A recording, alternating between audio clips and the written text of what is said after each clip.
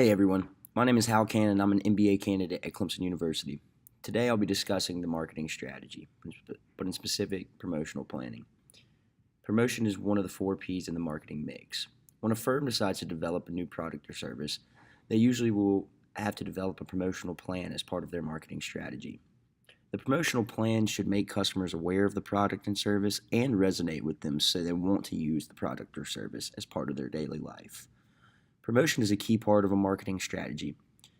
A firm will use all forms of communication to introduce the product or service to unknowing customers. However, it should also not alienate your existing customers. It should bring even more brand recognition if you are a current consumer. The promotion plan should play off the psyches and perceptions of current and potential customers without making either one of them feel like they are not part of your target market. This is a fairly complex issue, which is why it's broken down into the 6 M's of promotional planning. I will take you through each step and explain the significance while also alluding to a few examples to make it absolutely clear. First M is the market. The market is an important aspect of promotional planning. You want to make sure that you know your audience and who your target market is. By this point, your team should have an idea of who this target market is through an analysis and research of current and potential customers. Your firm should understand the physiological and psychological needs of this group so you can create an effective promotion plan. A perfect example of a company finding a target market is Nike. Let's take a look at Nike. They've built their brand to a point where it's one of the most recognizable brands in the world. They do this with a simple yet easy phrase: just do it. Nike's original market was solely marathon runners, so they had to find a phrase that resonated with them. So "let's do it" was created. It was perfect because it's a phrase that a lot of people in fitness have to tell themselves every day. Oh, you don't want to run 10 miles a day? Just do it. Next up, mission. After you've determined your target market and understand their needs and their wants, you should look into how you can successfully align their desires with your company's mission or objective. Every company wants to turn a profit and ultimately increase shareholder wealth. However, the objective of this aspect is to communicate what your company is about and how your product or service can fulfill their needs and wants, or to simply educate new consumers on what your company is about.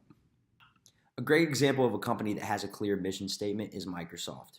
When Microsoft was first created, they had a mission statement that read, "A computer on every desk and in every home."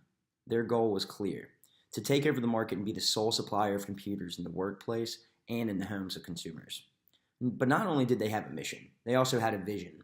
So it's important to combine those two things to make a cohesive and strong mission statement. Next up, money. Remember, guys, nothing in this world is free. If your company decides to take on a new marketing campaign, you should develop a budget to see exactly how much you're willing to spend on this. Many companies have various products they may want to advertise. However, the firm may find that promoting one more than the other is more beneficial for them. Without budgeting, they could fail to use all their financial resources efficiently. Remember, every firm's different.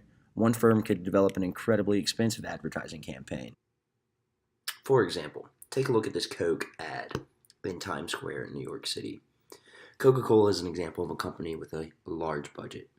Coke created this series of 1,800 LED screens to promote their brand in Times Square.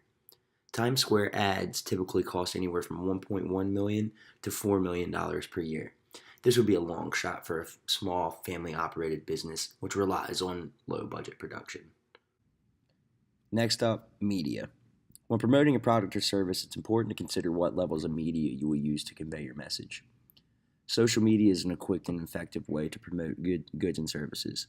Apps like Instagram and Twitter have made promoting easier than ever. However, companies could go a more traditional route and film a commercial, or they could even purchase a billboard to try to convey their message. However, it's important to make sure that your message is clear and you show what your brand is about. Social media has now made marketing an idea easier than ever, reaching millions of people in seconds just to spread your message. A perfect example of how the power of social media works was the Hurricane Harvey relief effort sponsored by J.J. Watt.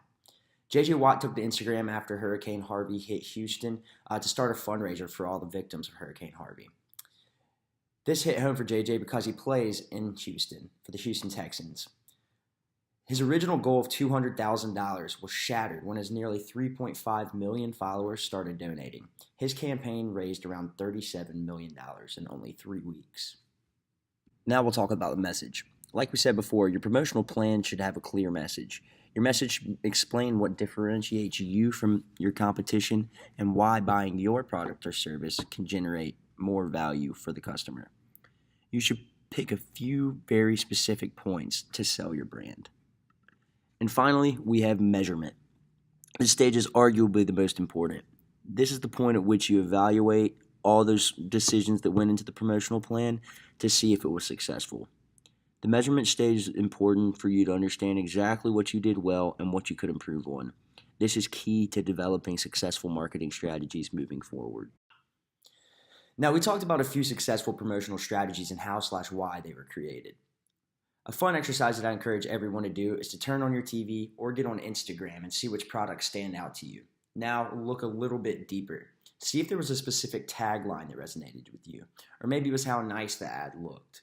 It may have even been a celebrity that promotes the product or idea like JJ Watt did.